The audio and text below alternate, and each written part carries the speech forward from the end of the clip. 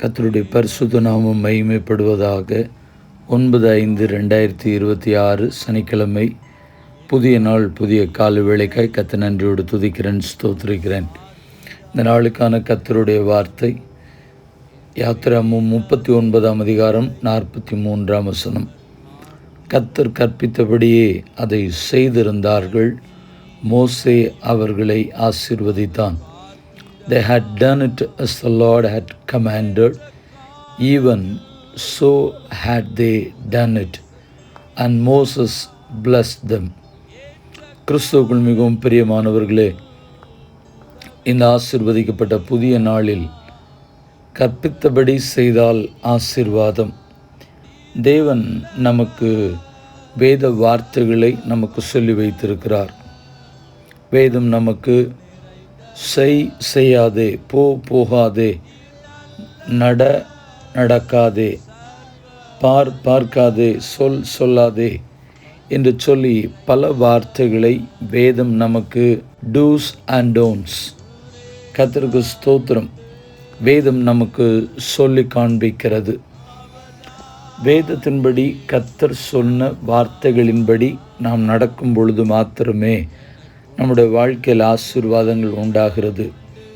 நீங்கள் வேண்டுமானால் யாத்திராகமத்தின் புஸ்தகம் 39ஆம் அதிகாரம் 1ஆம் வசனம், 5ஆம் வசனம், 7ஆம் வசனம், 26ஆம் வசனம், 29ஆம் வசனம், 31ஆம் வசனம், 43, 40ஆம் அதிகாரத்திலே 19ஆம் வசனம், 20, 22, 24, 26, 28, 32 ஆகிய வசனங்களெல்லாம் கொஞ்சம் படித்து பார்த்திங்கன்னா தெரியும்.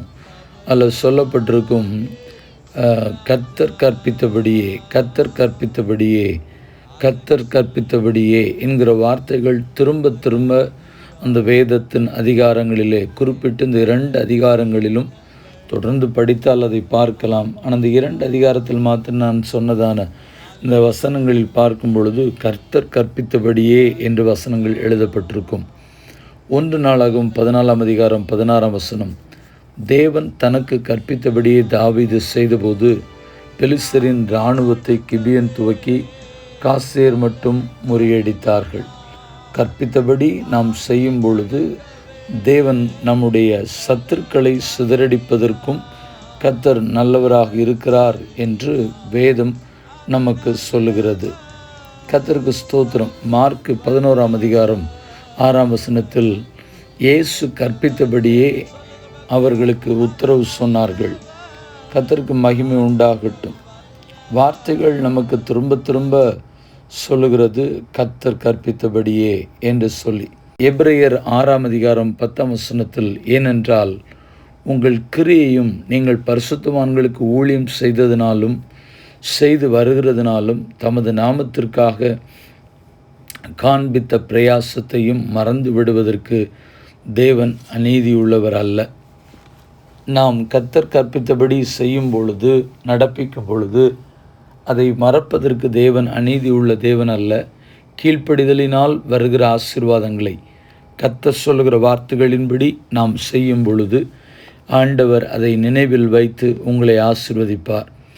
உபாகமம் 6ஆம் அதிகாரம் 17ஆம் வசனத்தில், உங்கள் தேவனாகிய கர்த்தர் உங்களுக்கு கற்பித்த அவருடைய கற்பனைகளையும் அவருடைய சாட்சிகளையும் அவருடைய கட்டளைகளையும் கருத்தாய் கைக்கொள்வீர்களாக என்று எழுதப்பட்டிருக்கிறது. கர்த்தருடைய தாசனாகிய மோசே உங்களுக்கு கற்பித்த வார்த்தையை நினைத்து கொள்ளுங்கள். ஆண்டவர் சொன்ன வார்த்தைகளை அதை கற்பித்தபடி, சொன்னபடி, ஆண்டவர் பேசினபடி, வேதத்தின் எழுத்துக்களின்படி நாம் அதை செய்யும் பொழுது, நடப்பிக்கும் பொழுது கர்த்தர் நம்மையும் நம்முடைய குடும்பத்தையும் ஆசீர்வதிப்பார்.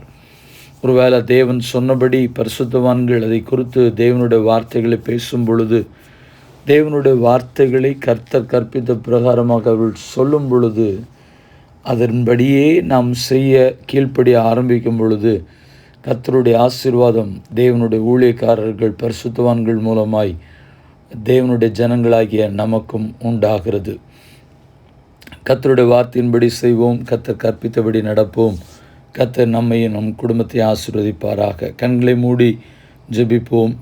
பரிசுத்தமுள்ள தேவனே, இந்த ஆசீர்வதிக்கப்பட்ட புதிய நாளிலும் தேவன் எங்களுக்கு சொன்னதை செய்ய, நீர் சொல்லுகிறதை செயல்படுத்த, உம்முடைய வார்த்தைகளுக்கு கீழ்ப்படிந்து நடக்க கர்த்தர் எங்களுக்கு கிருபை பாராட்டும்படியாக ஜெபிக்கிறோம்.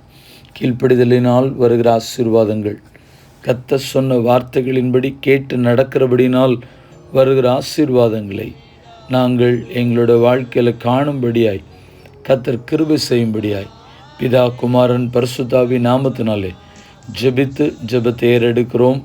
எங்கள் பரிசுத்தமுள்ள நல்ல பிதாவே, ஆமென். வாழ்த்துக்களுடன் ஜெபங்களுடன் pastor Jebadas. WhatsApp 9345353730. May Jesus bless you all. Amen. நேற்று கேள்வியும் பதிலும், ஒருவேளை கர்த்தர் நமக்காக ஒரு காரியம் செய்வார். யாரிடத்தில்? சவுலின் குமாரனாகிய யோனத்தான் தன் ஆயுததாரியாகிய வாலிபனிடம் சொன்னது. 1 சாமுவேல் 14:6. இந்த நாளுக்கான கேள்வி, கர்த்தருடைய தாசனாகிய மோசே உங்களுக்கு கற்பித்த வார்த்தையை நினைத்து கொள்ளுங்கள். யாரிடத்தில் சொன்னது? மீண்டும் வார்த்தைகளுடன் ஜெபங்களுடன் நாளை தினத்தில் உங்களை சந்திக்கிறேன். ஆமென்.